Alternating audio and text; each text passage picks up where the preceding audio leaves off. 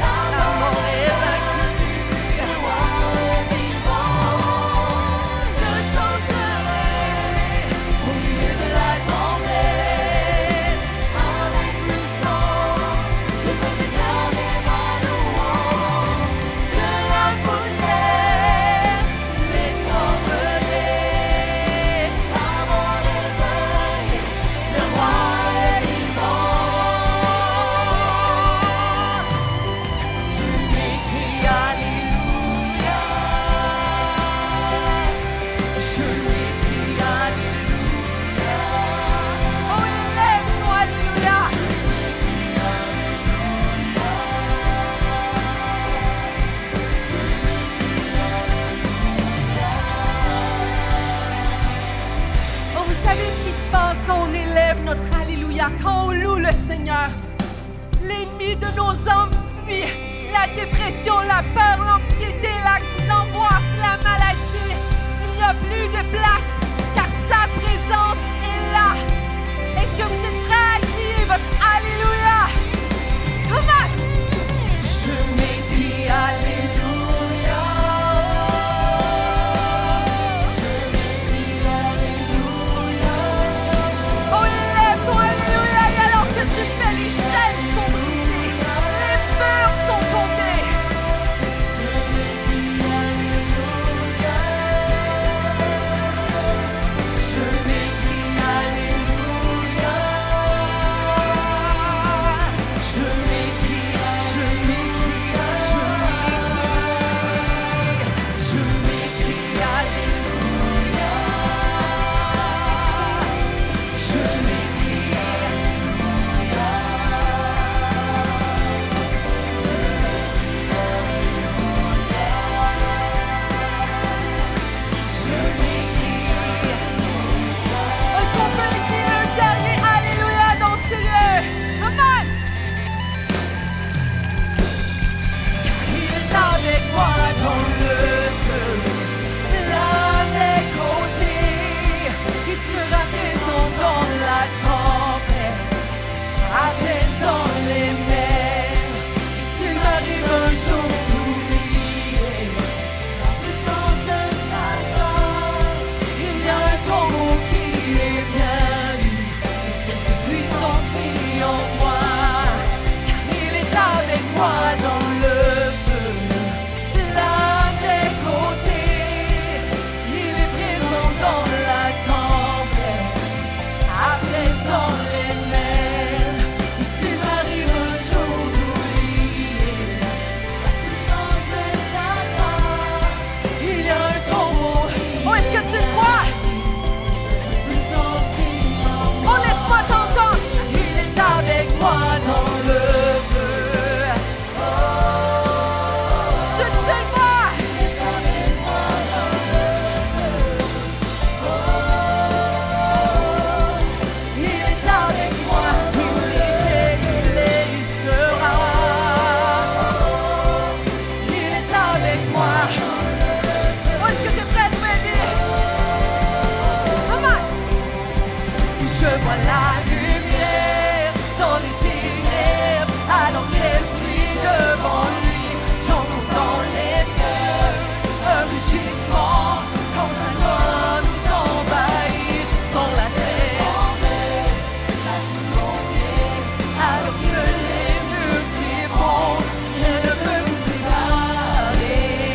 Rien ne peut nous séparer. Et je vois la lumière dans les ténèbres, alors qu'elle fuit devant lui. J'entends dans les cieux un rugissement quand sa gloire nous envahit. Je sens la terre trembler, là sous nos pieds, alors que les murs s'effondrent. Rien ne peut nous séparer. Rien ne peut nous séparer. Oh, combien croient ici que le Dieu qui était est le Dieu qui est, le Dieu qui sera, et qu'il n'y a aucun autre nom que Jésus. Amen. Il n'y a aucun autre nom comme le nom de celui qui est, qui était et sera à jamais. Let's go!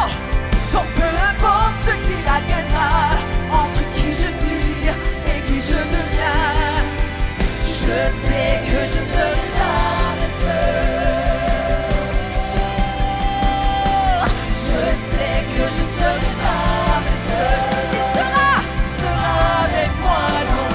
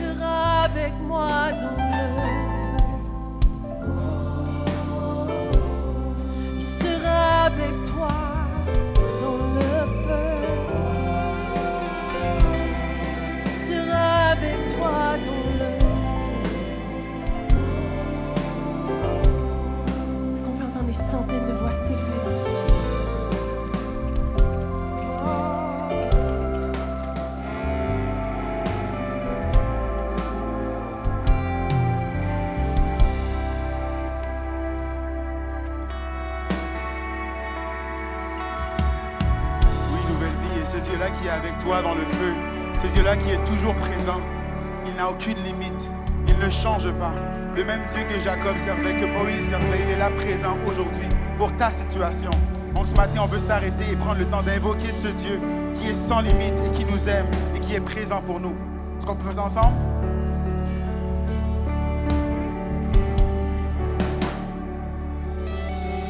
J'invoquerai le Dieu de Jacob,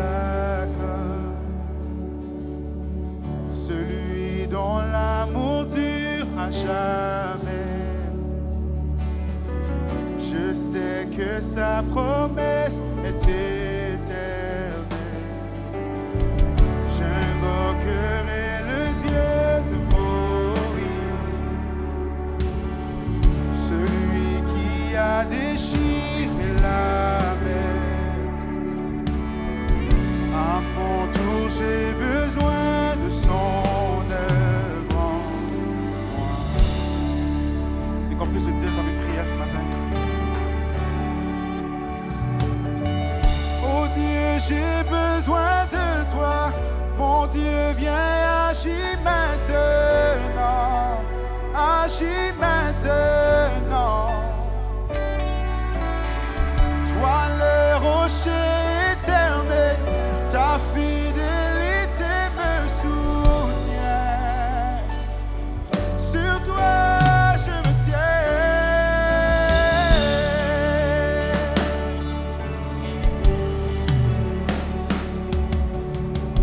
J'invoquerai le Dieu de Marie, dont la faveur repose sur les uns. Je sais qu'en lui plus rien n'est impossible. J'invoquerai le Dieu de David, qui fit du berger un grand guerrier. Goliath n'est plus présent, mais j'ai mes propres géants. Oh Dieu, j'ai besoin de toi. Mon Dieu, viens, agis maintenant. Agis maintenant. Toi le rocher.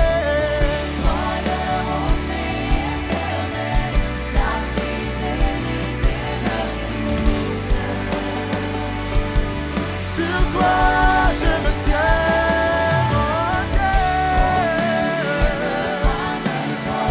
Mon Dieu, viens, agis maintenant. Agis maintenant. Toi le rocher éternel, ta fidélité me soutient. Sur toi je me tiens. On peut adorer le Seigneur et tourner les regards vers lui. Parce que c'est un Père qui entend ses enfants et qui est là pour eux. Tu entends tes enfants hier et maintenant. Tu restes le même. Tu restes le même. Tu réponds comme hier aux prières d'aujourd'hui.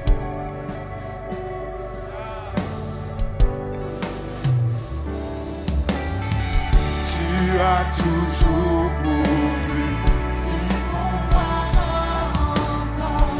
Tu restes le même. Tu restes le même.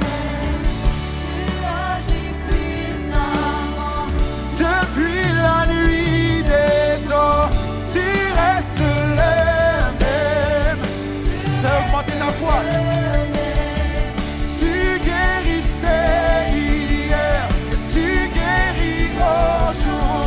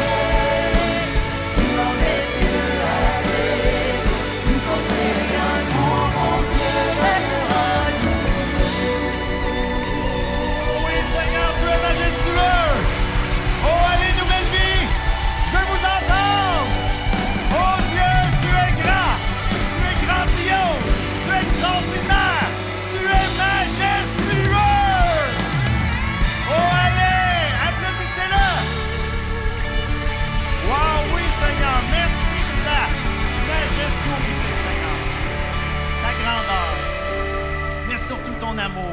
Merci Seigneur d'être avec nous ce matin. Wow, Nouvelle Vie, quelle énergie ce matin. Très heureux de vous accueillir en ce dimanche matin magnifique du mois d'août. Nous sommes donc à l'Église Nouvelle Vie, une église présente sur 10 sites partout au Québec, autant sur la rive nord que sur la rive sud du Saint-Laurent. Est-ce qu'on peut prendre quelques secondes pour remercier notre équipe de louanges de ce matin? Merci Mylène Woody pour la direction musicale. Je vous invite à rester avec moi debout quelques instants encore. Donc, tout d'abord, je me présente. Mon nom est Jonathan. Je suis très heureux d'être avec vous ce matin. Ça fait près d'une vingtaine d'années que je fais partie de l'équipe de louanges et de musique à Nouvelle Vie. Donc, c'est un immense privilège de vous accueillir ce matin. Prenons le temps de saluer notre communauté en ligne. Bonjour à vous qui nous écoutez de la maison. Oui, effectivement, on peut les applaudir. Ben oui. De partout dans la francophonie, au Québec, vous branchez. On est très heureux d'être avec vous ce matin. Et vous savez, la francophonie, c'est vraiment riche. C'est plus de 300 millions de personnes présentes sur tous les continents. Et cette semaine, il y a une communauté francophone plus particulière qui fête donc sa fête nationale. Donc, un beau bonjour à nos amis acadiens. Donc, bonne fête nationale le 15 août prochain. On peut les célébrer. Et oui, peut-être que vous êtes des visiteurs pour la première fois ici à Nouvelle Vie. On est très heureux de vous compter parmi nous. Peut-être que vous êtes en vacances également. Et ça arrive à chaque année. Des centaines de personnes donc viennent nous voir à chaque dimanche de l'été.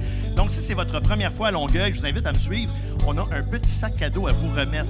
À l'intérieur de ce sac, vous allez retrouver le livre « Développer et découvrir votre potentiel ». Effectivement, c'est un livre écrit par le pasteur principal de l'Église, le pasteur Claude Hood. Je vous le dis, c'est un livre à ne pas manquer. Vous voulez aller chercher ce livre-là. Et pour aller le chercher, vous avez tout simplement à vous diriger vers l'arrière. Vous voyez les grandes portes. Tournez à votre gauche. Il y a un espace qui s'appelle l'espace Bienvenue. C'est pour vous. Et il y a d'autres surprises également dans le sac.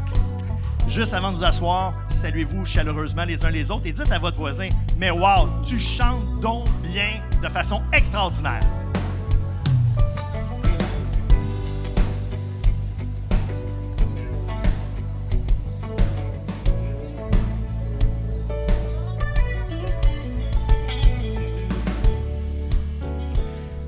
Wow, quelle belle énergie, Nouvelle Vie ce matin. C'est tellement extraordinaire d'entendre la foule chanter, d'être présent, de célébrer notre culte ensemble. Ça nous donne non seulement une énergie, mais une fraternité plus importante encore. Écoutez, donc, aujourd'hui, prenons quelques instants pour voir ce qui prend place dans les prochaines semaines à Longueuil, à Nouvelle Vie Longueuil. Tout d'abord, sachez que vous n'êtes pas seul. Si vous vivez une situation difficile, que vous avez besoin de prière, notre équipe de leaders et de pasteurs vous attend à la fin de chacune de nos réunions. Vous avez tout simplement à vous avancer à l'avant. Notre équipe vous attend pour vous écouter et bien sûr pour prier avec vous. Parce qu'à Nouvelle Vie, on croit dans la puissance de la prière et notre prière repose sur Dieu. Donc avec lui, tout est possible. Je vous mentionnais également que nous étions présents sur 10 sites. Donc, bien sûr, à Longueuil, on a nos réunions en français, mais nous avons également nos réunions en espagnol grâce à Nueva Vida et la communauté hispanophone. Mais nous avons aussi New Life Church, notre communauté anglophone. Donc, la semaine prochaine, la réunion se déroule ici même à 16h et nous aurons la grâce d'entendre Pasteur Marc Lecomte apporter la parole. Donc, c'est un rendez-vous à ne pas manquer. Et bien sûr, en anglais. Saviez-vous que le mois d'août, Nouvelle Vie, c'est un mois de célébration? Est-ce que vous vous rappelez pourquoi? Parce que c'est à chaque mois d'août que nous célébrons l'existence donc de notre communauté. C'est maintenant 32 ans d'existence. Est-ce que ça mérite une bonne main d'applaudissement, ça? 32 ans de faveur, de la présence de Dieu au Québec. Et ça, imaginez, là, nos activités se poursuivent, nos missions se poursuivent aux 4 coins du Québec, que ce soit à Châteauguay, La Prairie, Drummondville, Trois-Rivières, Québec, Charlevoix, Sept-Îles et bien sûr au sein de nos 3 communautés à Longueuil. Mais sans oublier que cet automne, nous serons présents sur le vieux continent, en France, à Montpellier. N'est-ce pas extraordinaire? Et ça, tout ça, c'est possible grâce à cette alliance extraordinaire qu'il y a entre Dieu et les humains pour pouvoir proclamer, propager l'Évangile. Et c'est possible grâce à vous, grâce à votre participation, grâce à votre fidélité, grâce à votre générosité. Comme vous pouvez le voir à l'écran, il y a 4 façons simples et sécuritaires de donner. Alors, merci du fond du cœur, de la part de toute l'équipe de Nouvelle Vie, pour votre engagement. Parce que c'est ce qui nous permet d'offrir ces services, c'est ce qui nous permet d'accomplir nos missions. Et comme vous allez le voir dans les prochaines semaines, l'automne s'annonce bien chargé à Nouvelle Vie. Mais avant de conclure, nous avons le bonheur ce matin et la joie d'accueillir Pasteur Marc le compte pour apporter la parole de Dieu, eh bien, nous avons un petit vidéo à écouter. Pasteur Claude tenait à vous donner un petit mot. Il prend quelques jours de vacances bien méritées en ce moment. Alors, juste avant la prédication, prenons le temps de l'écouter. Je vous remercie infiniment pour votre écoute. Je vous souhaite un bon dimanche et une excellente réunion. Bonjour Nouvelle Vie, c'est une joie pour moi de vous saluer, de prendre un instant pour vous saluer. Chantal et moi prenons 2 semaines de vacances consécutives. C'est la première fois, Chantal me disait, c'est la première fois en 32 ans de Nouvelle Vie et en 38 ans de mariage qu'on prend 2 semaines complètes de vacances consécutives sans prédication. Alors, c'est un été historique et ça va nous faire du bien. On va recharger les batteries. Je voulais juste vous dire un immense wow pour tout ce qui prend place sur tous les sites pendant l'été. C'est extraordinaire.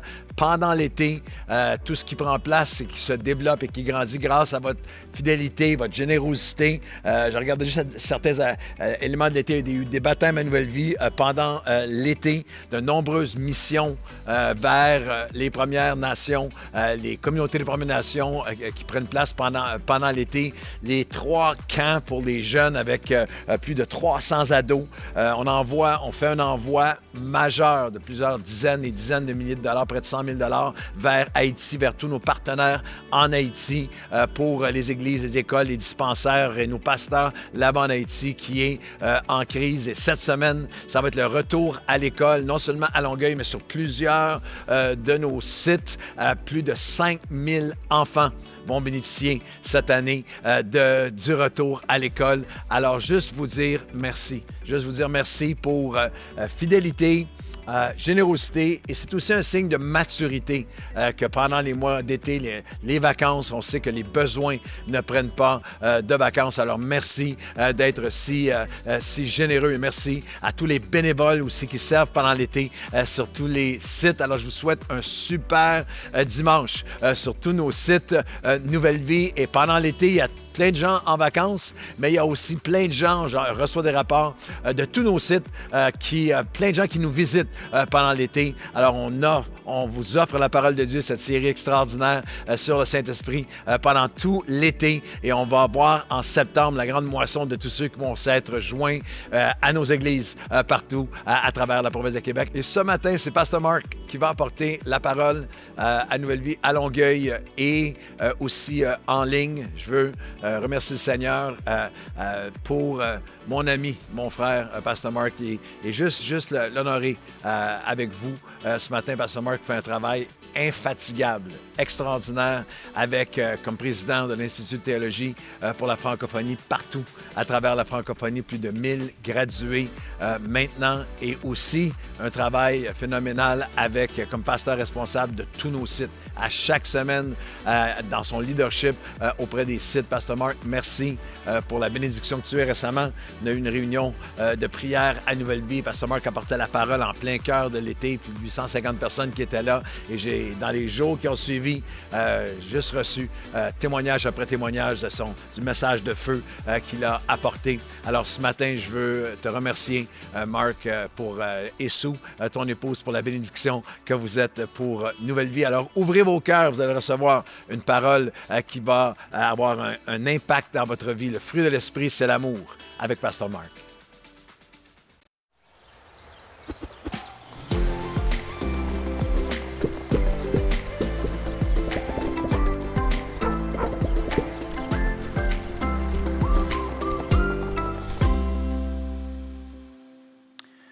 Croyez-le ou pas, nous allons débuter une nouvelle session de formation à l'ETF dans juste quelques semaines. L'automne arrive. Alors, c'est le bon moment de vous inscrire comme auditeur, un étudiant régulier, à une formation au niveau universitaire sur la théologie biblique, le leadership dans l'Église, approfondir votre connaissance de Dieu. Et c'est des cours qui sont offerts ici, au Québec, ici à Montréal, mais partout la francophonie, pour tous nos amis en ligne aussi. Vous pouvez suivre nos cours en ligne et aussi maintenant des cours offerts en direct du confort de chez vous. Ici au Québec, partout la francophonie, le site, l'adresse du site Internet est sur l'écran. Alors, je vous invite à visiter le site. Toute l'information est là et vous inscrire pour un cours à l'ETF l'automne, dans quelques semaines, et aussi de prier pour nous. 32 ans de l'Église Nouvelle Vie ce week-end. Ce week-end même, là, on célèbre, comme Jonathan a mentionné, 32 ans de Nouvelle Vie. Moi, je crois que Pasteur Claude, il vite à honorer des personnes, puis remercier des personnes, puis honorer les membres de son équipe. Mais pouvons-nous juste exprimer tout ensemble notre appréciation pour Pasteur Claude, pour 32 ans de ministère pastoral, 32 ans de leadership passionné, d'intégrité, vraiment de prédication, de communication. Comment on a une bonne expression d'appréciation. Il n'est pas ici pour célébrer avec nous, mais peut-être qu'il va suivre en ligne, peut-être qu'il était en ligne là. Mais c'est juste pour démontrer notre amour, notre appréciation pour Pasteur Claude et son leadership pendant 32 ans. Et en parlant des pasteurs, on est honoré d'avoir un pasteur de la Guadeloupe avec nous ici ce matin, Joël Sita, qui est le pasteur. Lève-toi, Joël, on te souhaite la bienvenue. Merci. Joël Sita, qui est le pasteur d'une grande église en Guadeloupe, que j'ai déjà visité plus qu'une fois, Grand Camp. Et à part des pasteurs de l'église, il est aussi président de la Fédération des ADD. On te souhaite la bienvenue au Québec. Il est arrivé vendredi, il voulait se sauver de la chaleur. Je vais aller au Québec, où il fait juste 35 degrés. Alors, bienvenue, Pasteur Sita. On est heureux de vous avoir avec nous ce matin. Et nous avons exprimé notre appréciation pour Pasteur Claude, pour son leadership. Et Pasteur Claude a exprimé son appréciation aussi pour l'équipe.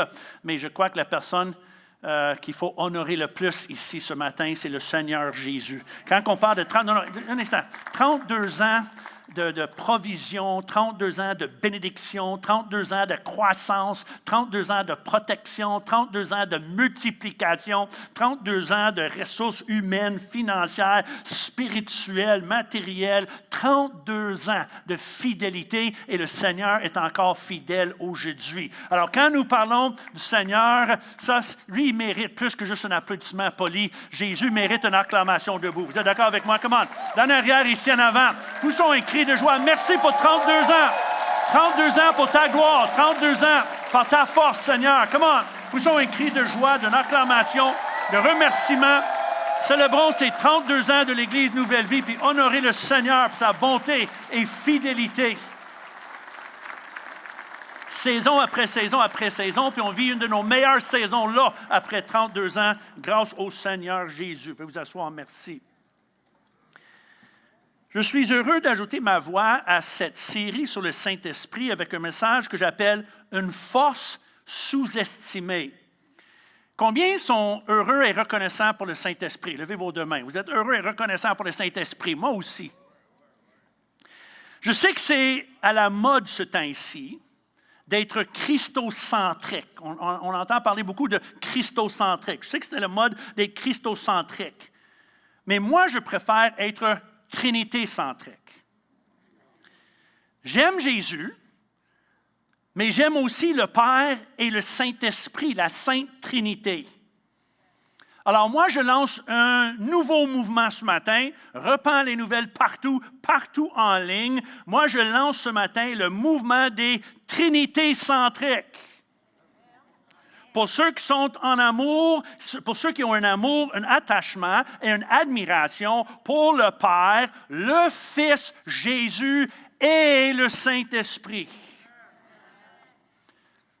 Celui qui nous accorde de multiples dons, qui, selon la liste que l'apôtre Paul nous donne en 1 Corinthiens 12, inclut la sagesse, la connaissance, le discernement, la capacité miraculeuse, la guérison et la foi, ainsi que ce qu'on appelle la communication inspirée, pour nous aider dans notre communication privée et personnelle avec Dieu par des soupirs inexprimables, mais aussi avec notre communication publique avec des paroles qui édifient, encouragent et consolent. Et en plus de tous ces dons, le Saint-Esprit nous accorde aussi des vertus divines, des qualités et des attitudes qui reflètent le cœur de Dieu, ce qu'on appelle le fruit de l'Esprit. L'évidence d'une vie régénérée par Dieu en qui habite le Saint-Esprit, que Paul énumère en Galates 5 comme l'amour, la joie, la paix, la patience, la bonté, la gentillesse, la fidélité, la douceur et la maîtrise de soi. Paul énumère 9 dons de l'Esprit et 9 fruits de l'Esprit. Combien les veut tous? Moi aussi. Moi, je veux tous ces dons et tous ces fruits. Les 18. Je les veux tous en abondance.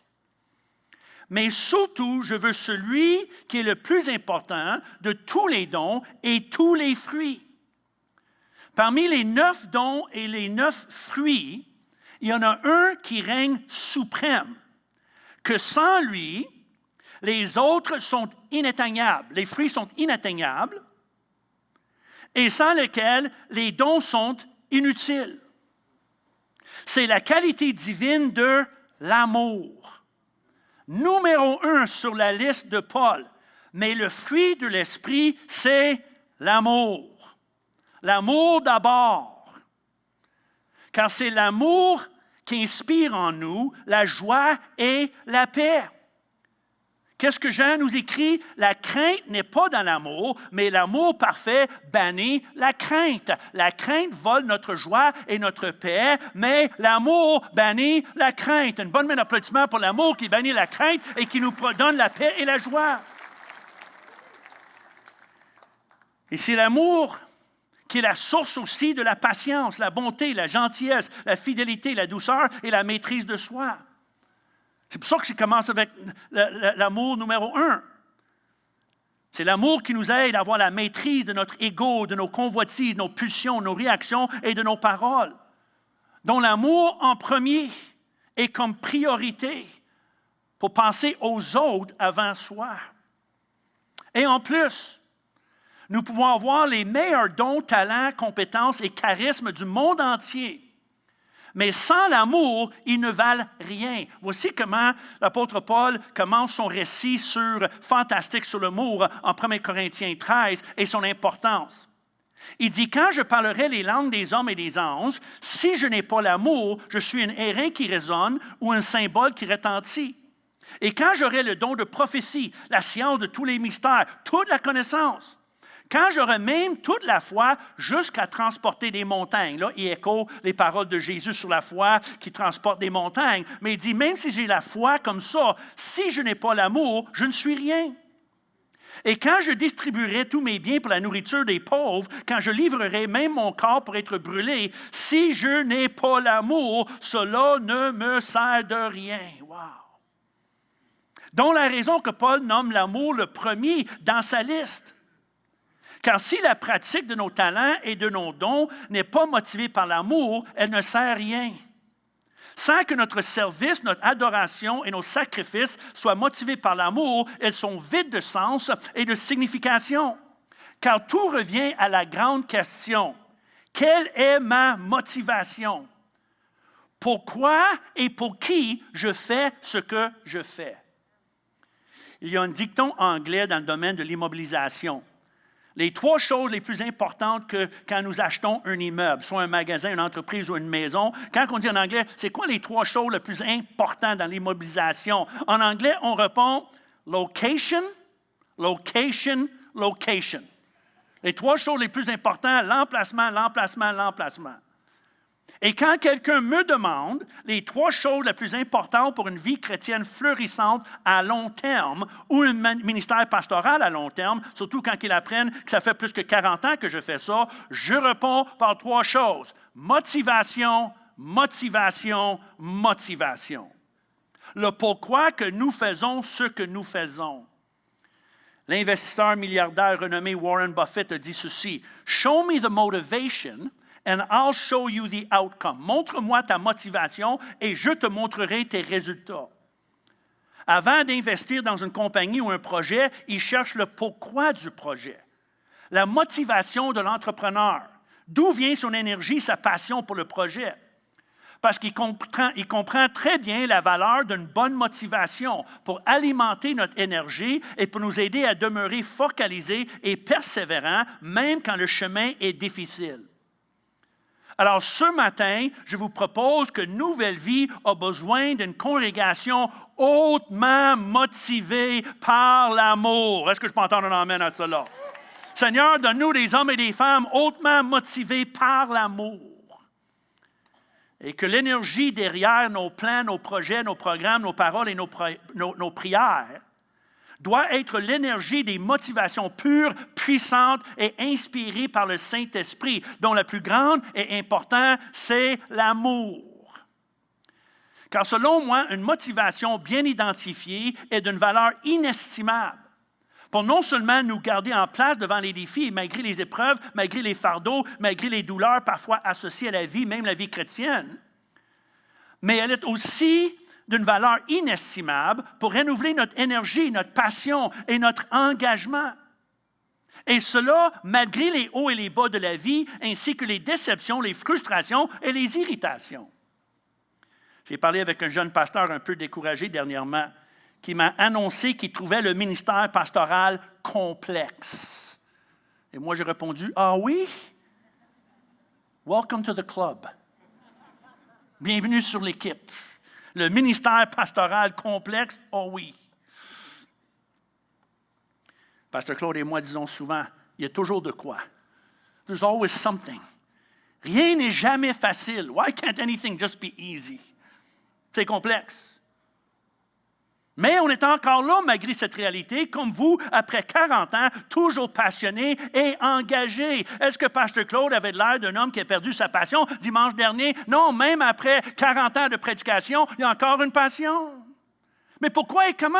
La réponse est simple, l'amour. L'amour renouvelé jour après jour, saison après saison, et ce renouvellement n'est ni humain ni naturel, mais plutôt divin et surnaturel, effectué par le Saint-Esprit, celui qui ne se fatigue jamais. Bonne main d'applaudissement pour le Saint-Esprit qui renouvelle la passion et l'amour jour après jour, après jour après jour. Puis lui, il ne se fatigue jamais.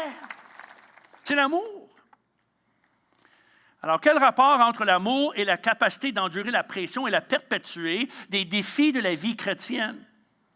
Pendant des décennies, avec passion, pour nous comme pour vous. C'est de comprendre que l'amour n'est pas rien qu'un sentiment, mais qu'il est une force, une puissance. La Bible nous enseigne deux choses par rapport à l'amour divin inspiré par le Saint-Esprit. Il est fort et il nous rend forts. L'amour est fort et il nous rend forts. D'abord, selon la Bible, l'amour est fort. Cantique des Cantiques, chapitre 8. L'amour est fort. Ses ardeurs sont des ardeurs de feu, une flamme de l'Éternel. Les grands eaux ne peuvent éteindre l'amour et les fleuves ne le submergeaient pas. Ça, c'est un passage trouvé dans le Cantique des Cantiques. Un des livres les plus complexes et controversés de la Bible. C'est un livre que, historiquement, les Juifs et l'Église ne savaient pas quoi faire avec. Et c'était un des derniers à être inclus dans le canon des Écritures de l'Ancien Testament, et nous comprenons pourquoi. Car ce livre débute avec ces mots, « Qu'il me baise des baisers de sa bouche », point d'exclamation. Ça commence comme ça, ce livre de la Bible. « Qu'il me baise de baisers de sa bouche ». On ne parle pas des saints baisers de l'apôtre Paul ici. Ni les 2 becs qu'on donne à l'Église le dimanche matin. Et ça, c'est rien que le début. Quand on lit le reste du livre, on a l'impression de lire la littérature érotique juive de l'Ancien temps. Ou au moins la poésie romantique. On est presque gêné d'acheter un commentaire biblique ou un livre d'études sur le Cantique des Cantiques à notre librairie chrétienne locale. On dit « Ah, c'est pour un ami ».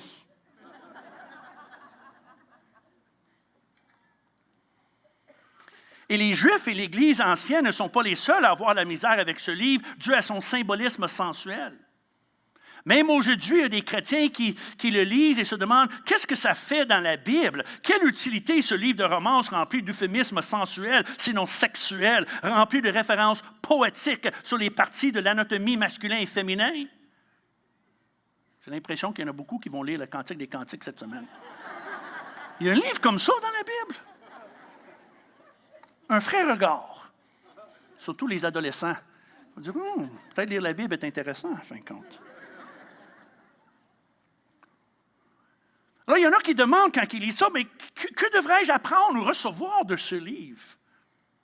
Pourquoi ce livre? Quel est l'essence de ce livre? C'est quoi la clé pour le comprendre? Pour trouver la réponse, il faut lire le livre presque au complet. Jusqu'à temps qu'on arrive à le « aha, aha ». Les paroles qui expliquent l'ensemble du livre, le pourquoi du livre, le cœur de tout ce qui est écrit, ou ce que ça nous dit en Cantique, des Cantiques 8. « Mets-moi comme un sceau sur ton cœur, comme un sceau sur ton bras », parce qu'il arrive à la clé du livre. C'est une façon de dire, n'oublie pas ce qui est écrit et comment il est écrit et pourquoi il est écrit. Que les paroles suivantes soient tatouées sur votre cœur et votre bras pour ne pas l'oublier jamais. L'amour est fort comme la mort. Éventuellement, la mort vaincre tout le monde. Elle est plus forte que les plus forts sur la terre. Et l'amour est fort comme la mort. Il peut vaincre même les plus forts de la terre. Ces ardeurs sont des ardeurs de feu, une flamme de l'Éternel. Littéralement, la flamme de Yahweh, le feu du Saint-Esprit. C'est l'amour divin, c'est agapé, c'est God love. Les grands eaux ne peuvent éteindre l'amour et les fleuves ne le submergeraient pas. Pourquoi? Parce que l'amour est fort, l'amour est puissant, l'amour est un feu de l'Éternel, l'amour est divin.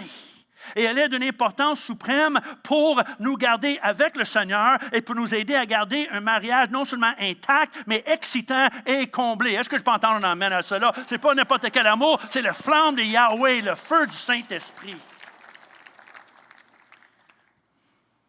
Qui d'abord nous aide à garder un mariage non seulement intact, mais excitant et comblé. Parce que c'est quand même un livre de romance. Le feu de Dieu dans la romance est un mariage.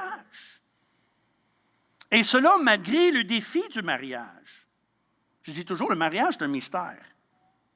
On met deux pécheurs ensemble, chacun avec ses imperfections, ses faiblesses, ses habitudes et son bagage émotionnel, et on les demande de vivre ensemble sous le même toit et dans le même lit pour le reste de leur vie en harmonie et en paix.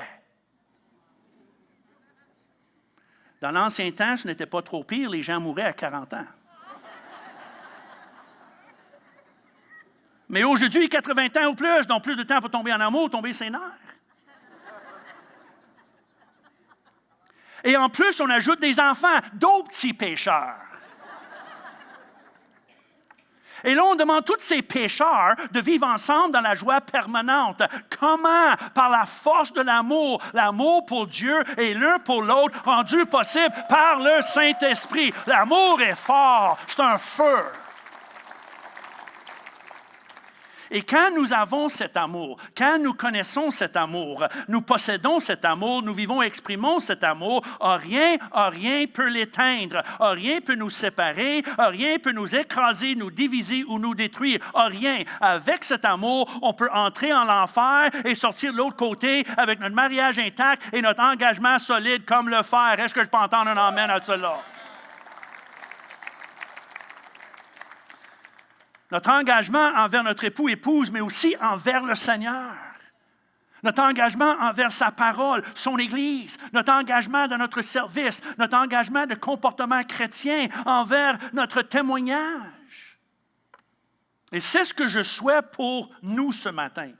Ce que je prie pour vous et pour moi. Car la force d'un foyer est trouvée dans le couple, mais la force du couple est trouvée dans l'amour. Les uns pour l'autre, évidemment, mais surtout l'amour de l'un et de l'autre pour Jésus. C'est la clé. Mon épouse et moi, nous célébrons 42 ans de mariage le week-end prochain. 42 ans.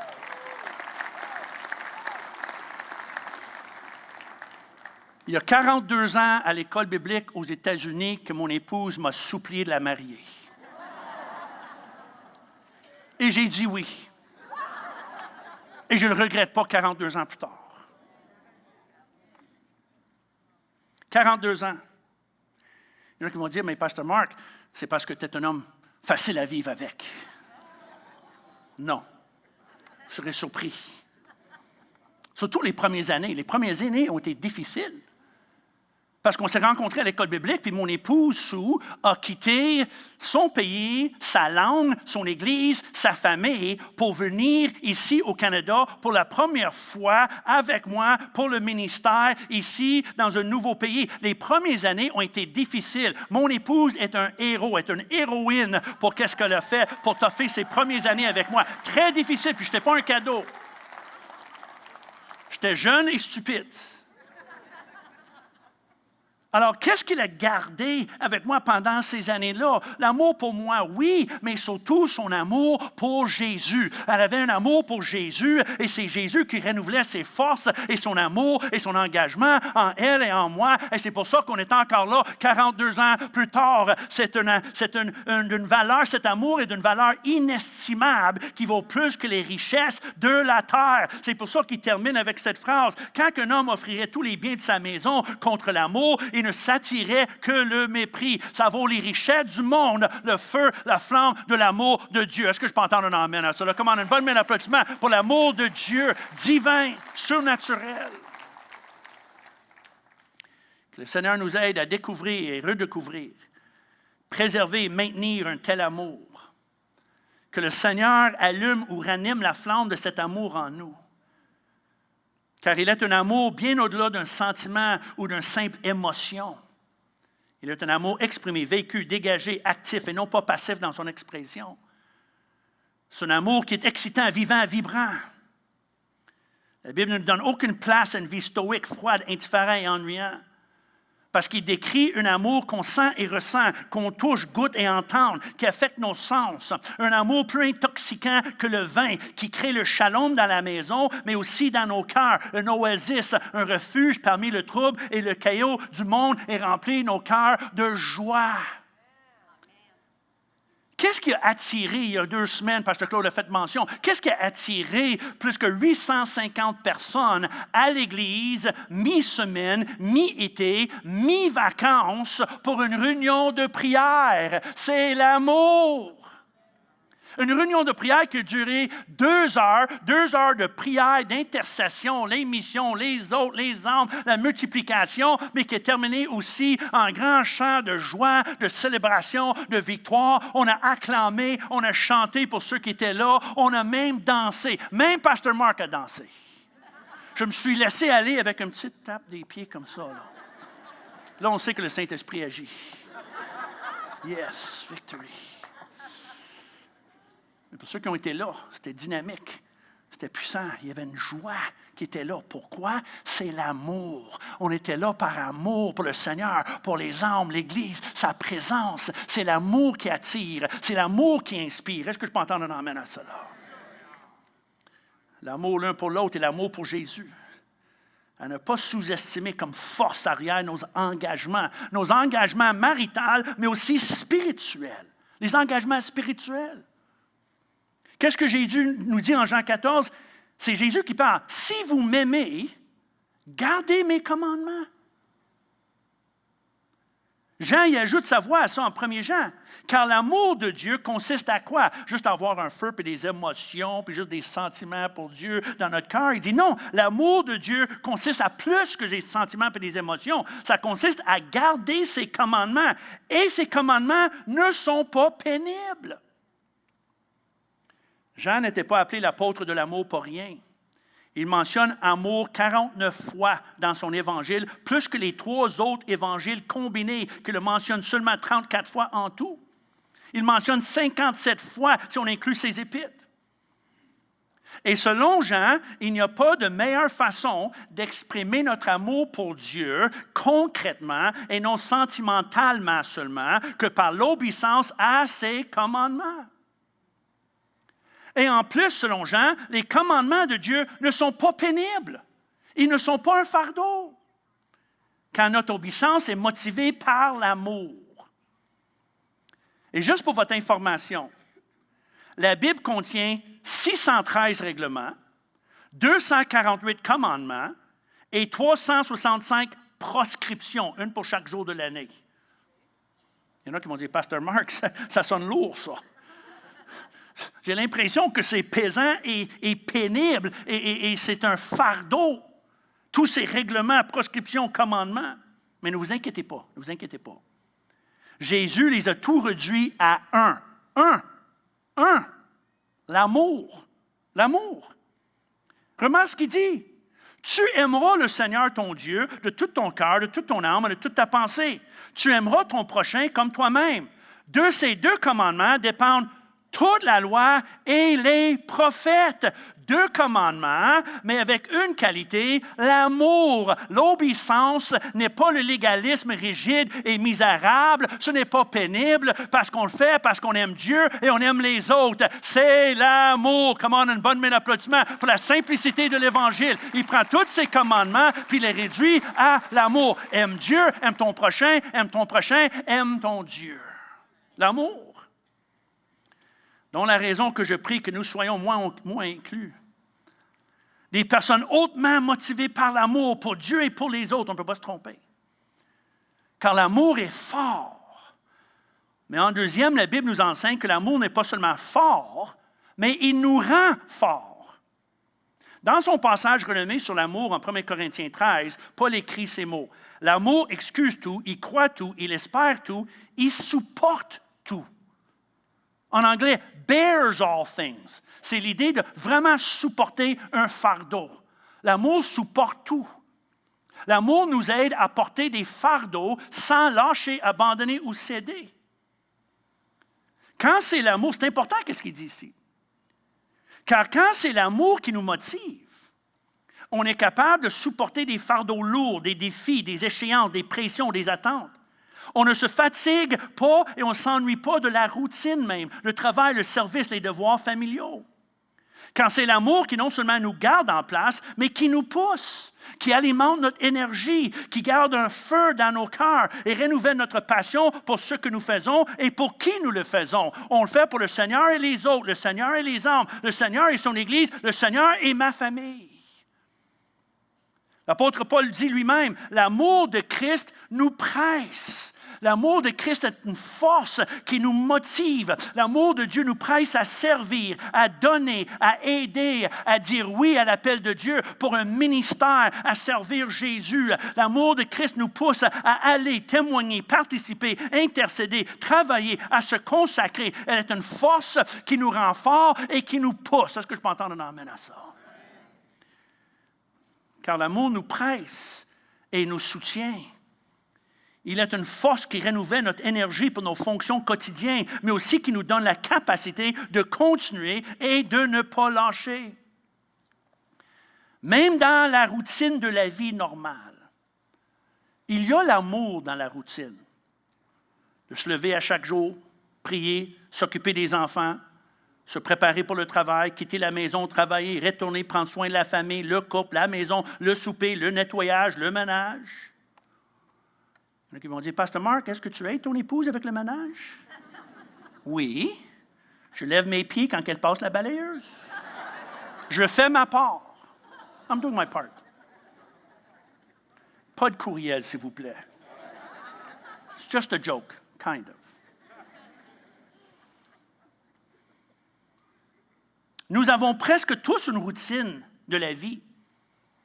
Et des responsabilités qu'on peut peut-être trouver ennuyantes, mais qui ne sont pas. La routine est divine, non seulement inspirée par l'amour, mais preuve de l'amour, comme qu'elle est avec Dieu.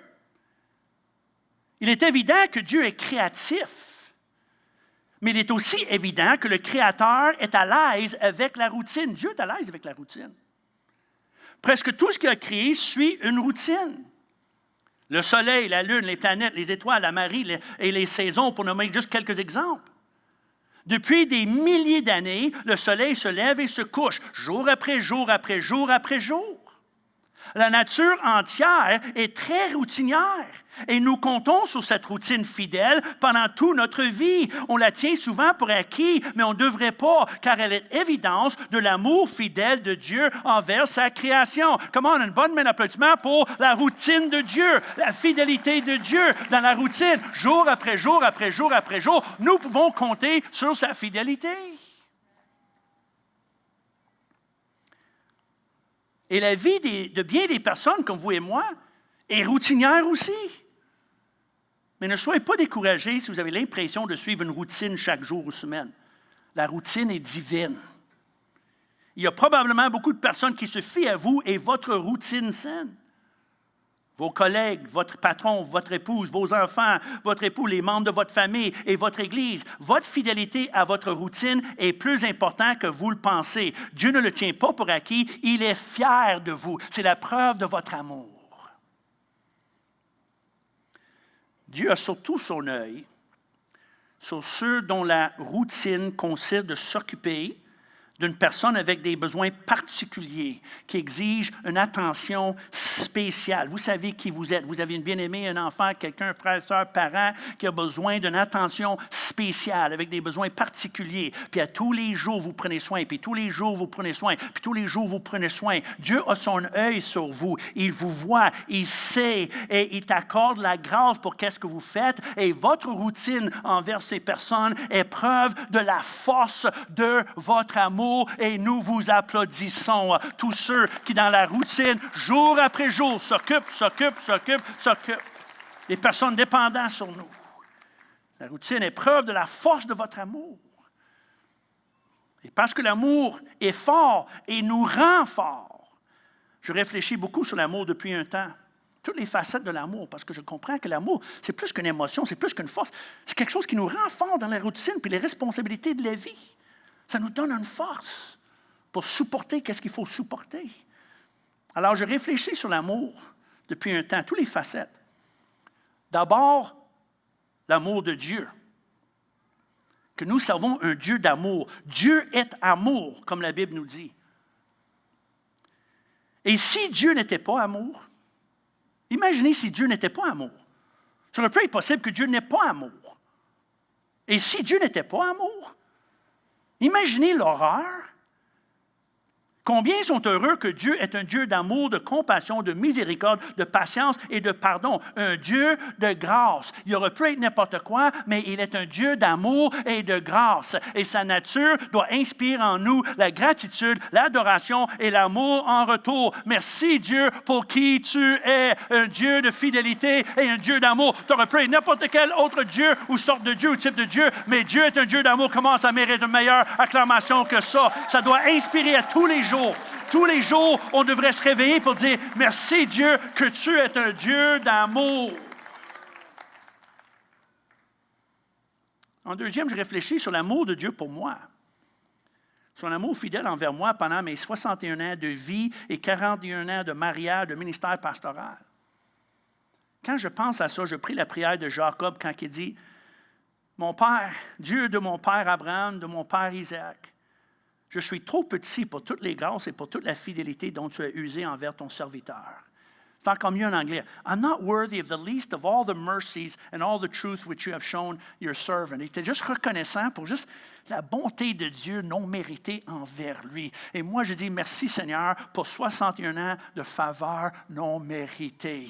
Combien peut lever leurs deux mains vers le Seigneur et dire avec moi, merci Seigneur pour ta faveur non méritée. Des années, des années, des années, des années, des semaines, des semaines, des saisons, des saisons. Comment gardons nos deux mains levées vers le Seigneur, même en ligne, et je dire merci Seigneur pour ta faveur non méritée, ton amour envers moi, envers nous Seigneur. Merci, merci, merci.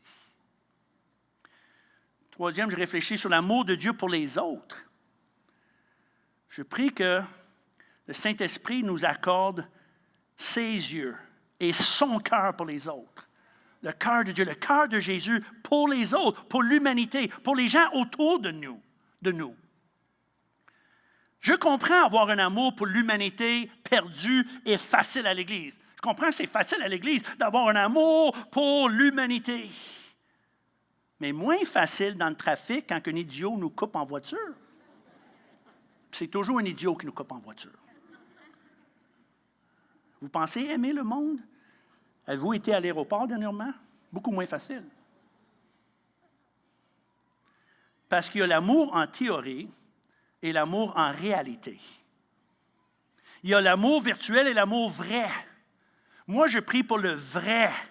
rendu possible par le Saint-Esprit. Moi, je prie pour le vrai. Moi, je prie pour l'amour quand c'est pas facile, quand on a l'impatience, les frustrations, les irritations, des déceptions. Pas juste l'amour quand on est ensemble à l'église dimanche matin, qui est juste en théorie, mais en réalité, vrai amour. Jésus a dit, aime ton voisin, aime ton ennemi, qui parfois sont la même personne. On a besoin de l'aide de Dieu pour aimer même nos ennemis. Est-ce que je peux entendre un amen à cela? Dans la vraie vie, de day to day to day, quand c'est pas facile.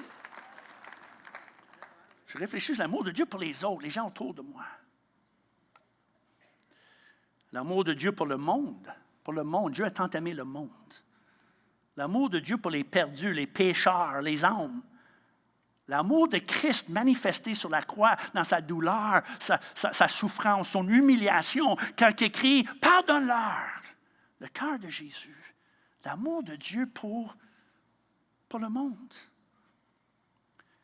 J'essaie de non seulement le comprendre, je ne veux pas seulement comprendre l'amour de Dieu théologiquement et bibliquement, mais actuellement. De le vivre, de l'expérimenter, de le saisir d'une manière plus que professionnelle, théologique, académique et intellectuelle. Pour qu'il ait un impact sur ma vie. Pour qu'elle ait un impact sur mon amour pour Dieu. Pour qu'elle ait un impact sur mon amour pour les autres, pour les perdus, pour mes ennemis. Pour les ennemis de la foi, de la croix, de la vérité. De ne pas les mépriser, mais aimer et prier pour eux. Prier pour leur salut et non pas leur jugement. Conscient de la réalité du jugement de l'enfer. Qu'est-ce que j'appelle, comme j'ai mentionné à la réunion de prière, j'appelle l'enfer l'éternelle horreur du regret. J'ai l'impression que ça va être un éternel « oh non, oh non, oh non, oh non » pendant l'éternité. L'éternel regret d'avoir manqué le ciel. Hey, j'ai assez d'amour dans mon cœur pour offrir ces personnes Jésus. Jésus, celui qui nous sauve de la colère à venir, ça nous dit. L'évangéliste pasteur Greg Laurie a dit, si nous croyons vraiment au ciel et surtout l'enfer, combien est-ce qu'il faut détester quelqu'un pour ne pas les partager l'Évangile? Je prie que le Saint-Esprit dépose en moi, en nous, un amour pour les autres, avant l'amour de moi, mes préférences, mes attentes, mon opinion, mon ego, mon bien-être. Qui nous donne la capacité d'aimer Dieu de tout notre cœur. Moi, je veux aimer Dieu avec tout mon cœur. Et non seulement avec ma force et mes pensées. Avec mes émotions et non seulement mes efforts et mes études. Pour remplacer le professionnalisme avec la passion. Comme ça nous dit en Deutéronome, « Tu aimeras l'Éternel ton Dieu de tout ton cœur, de toute ton âme, de toute ta force. » Et Jésus répète ces paroles en Matthieu 22, puis lui ajoute, « Tu vas l'aimer aussi avec toute ta pensée. » Aimer Dieu avec mes pensées, je le fais, pas de problème.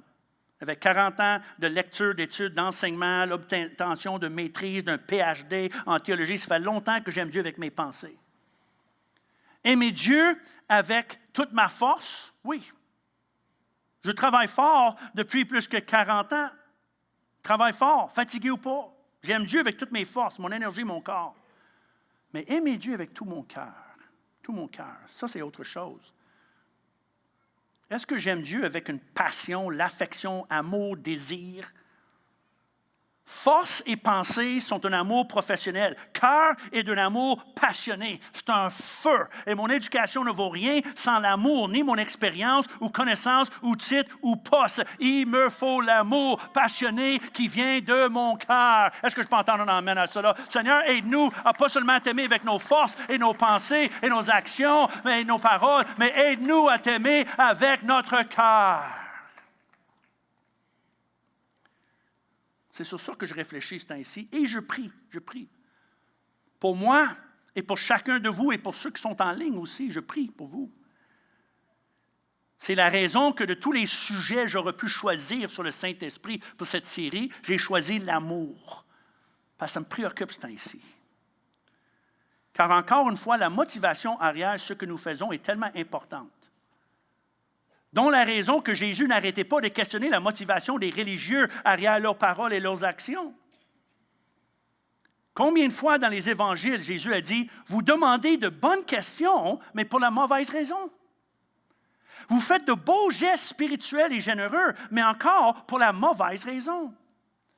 Car Jésus regarde plus profond que les paroles et les gestes et il voit le cœur, il voit le pourquoi. Comme exemple, en parlant des religieux, encore une fois, il dit quoi? Ils font toutes leurs actions pour être vus des hommes. Puis quand j'ai lu ça, j'ai souligné ça. J'ai dit, oh boy, OK. Ils font tout ce qu'ils font juste pour être vus des hommes. Puis je me suis pensé, ça, c'est jamais plus important qu'aujourd'hui. Qui ne veut pas être vu et entendu, populaire et connu et renommé, un influenceur? Il n'y a rien de mal, là. En tant qu'individu puis en tant qu'Église.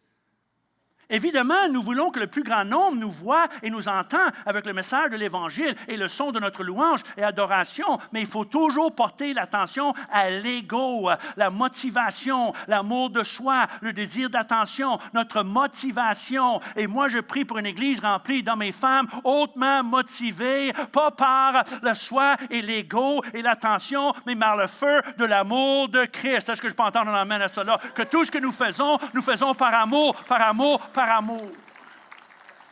Jésus questionne toujours la motivation. Why doing what you're doing? Car encore une fois, l'apôtre Paul n'a pas pu être plus clair dans son message renommé sur l'amour en 1 Corinthiens 13, où il dit que la grande communication, le grand charisme, la grande connaissance, la grande foi, les grands gestes de sacrifice, il parle de ça, toutes les qualités à laquelle on aspire. Quelle équipe qu'on aura si on avait tout ça? Quelle Église qu'on aura avec ces grandes qualités? Les choses qu'on pourrait accomplir pour le Seigneur avec tout cela. Imaginez une Église remplie des personnes avec la communication douée, les dons charismatiques surnaturels, la grande connaissance, la foi qui bouge les montagnes et les gestes de justice sacrificielle. Wow! Qui ne voudra pas ça? Mais tout cela ne vaut rien sans l'amour. Sans l'amour. Seigneur, donne-nous le feu de ton amour. Remplis nos cœurs de ton amour. Que tout ce qu'on fait, on fait pour ton amour et pour ta gloire. Est-ce que je peux entendre un amen à cela? Et en plus de tout ce que Paul nous dit sur l'importance de l'amour comme motivation, les autres écrivains ajoutent leur plume aussi. J'invite les musiciens ici en arrière de jouer doucement. On va avoir un moment de prière dans un instant. Mais d'autres écrivains ajoutent leur plume à ça aussi. Pour révéler que l'amour est un signe important dans la vie chrétienne. Non pas comme force et comme motivation, mais c'est un signe. L'amour est un signe que je suis sauvé. Regarde ce que Jean dit ici. Celui qui dit qu'il est dans la lumière et qui haït son frère est encore dans les ténèbres. Celui qui aime son frère demeure dans la lumière et aucune occasion de chute n'est en lui. Mais celui qui haït son frère est dans les ténèbres. Il marche dans les ténèbres, il ne sait pas où il va parce que les ténèbres ont aveuglé ses yeux. Wow! Wow! C'est un signe qu'on marche dans la lumière. Pensez à ça quand vous quittez l'Église, dans le stationnement de l'Église. Quand vous avez le goût de donner le doigt d'honneur à quelqu'un. Croyez-le ou pas, ça arrive à l'Église. Ça arrive. On a des histoires des personnes qui quittent l'Église, la réunion de l'Église, et parce que se sont choqués dans le stationnement, pour sortir du stationnement, ils donnent le doigt d'honneur à un de leurs frères et sœurs de l'Église. Stop it. Ne fais pas ça. Pense à ça dans la vraie vie. C'est exceptionnel, évidemment. Mais ça arrive. Tu sais, c'est facile d'avoir l'amour pour nos frères et sœurs dans l'Église, la belle musique et tout ça, puis wow, dans la présence du Seigneur. Mais vous, c'est même amour quand on sort de l'Église, dans le stationnement, l'impatience s'installe et tout ça.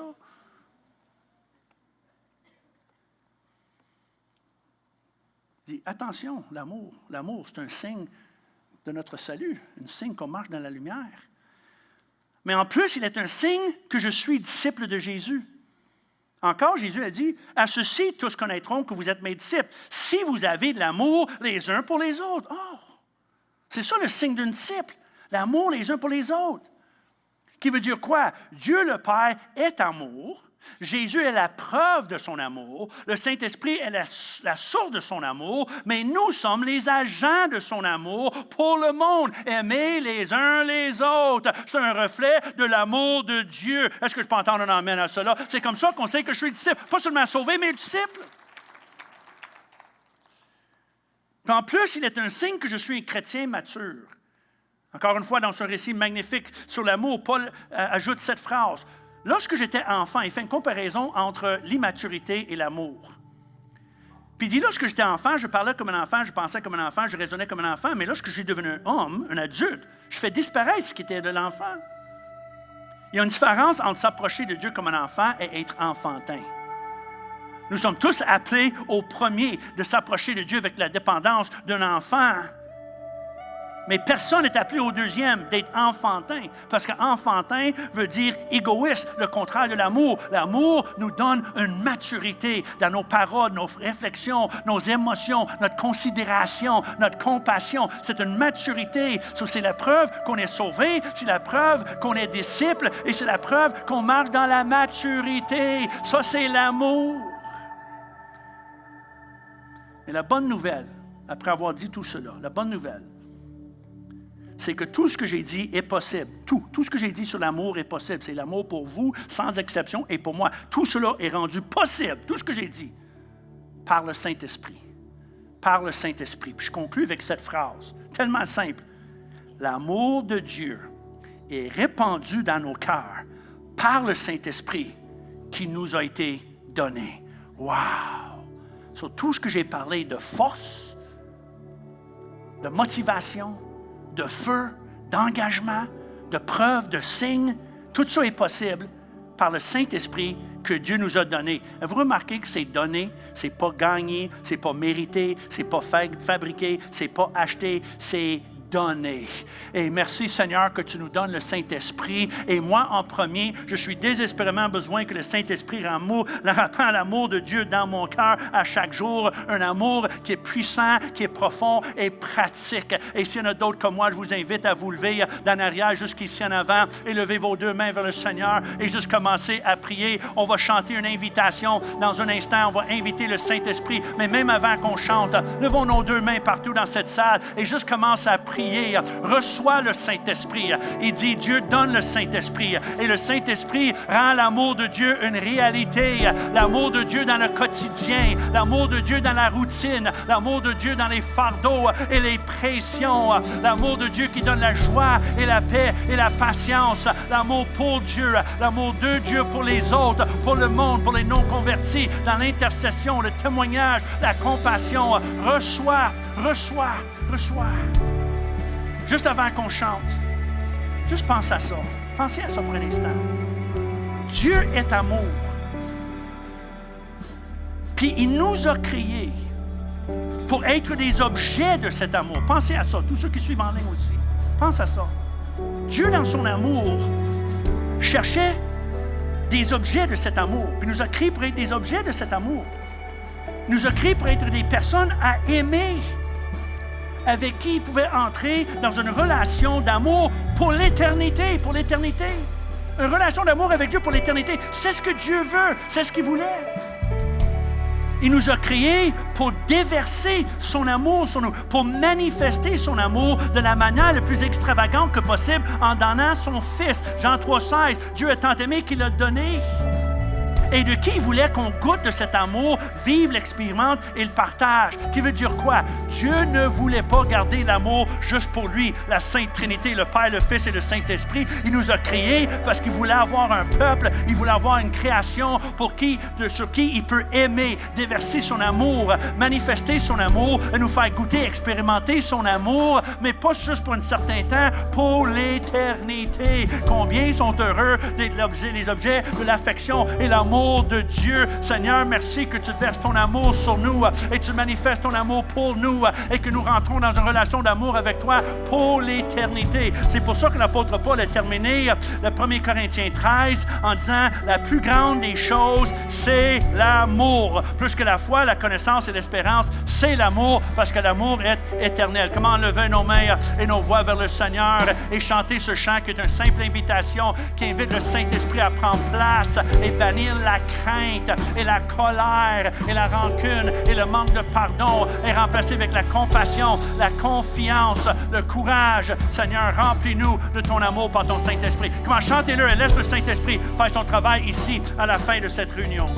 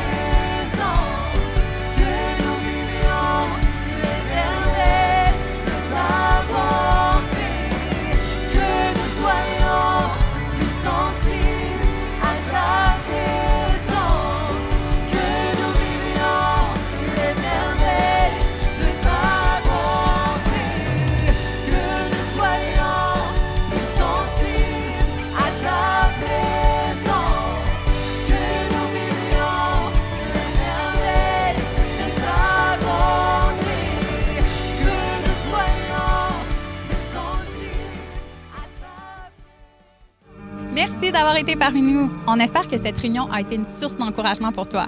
Et si c'était ta première fois avec nous et que tu désires aller plus loin dans ta foi, ou encore si tu veux nous visiter dans un de nos 10 sites à travers le Québec, on t'invite à aller sur notre site internet bienvenue.nouvellevie.com pour avoir plus d'informations.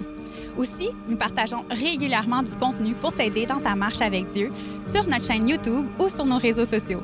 Donc, si tu n'es pas encore abonné, on t'invite à le faire pour être sûr de ne rien manquer. Et pour terminer, si tu as à cœur de soutenir Nouvelle Vie, on t'invite à aller sur le site internet donner.nouvellevie.com. Une façon simple et sécuritaire pour toi de pouvoir contribuer. Alors, merci pour ton soutien et à très bientôt.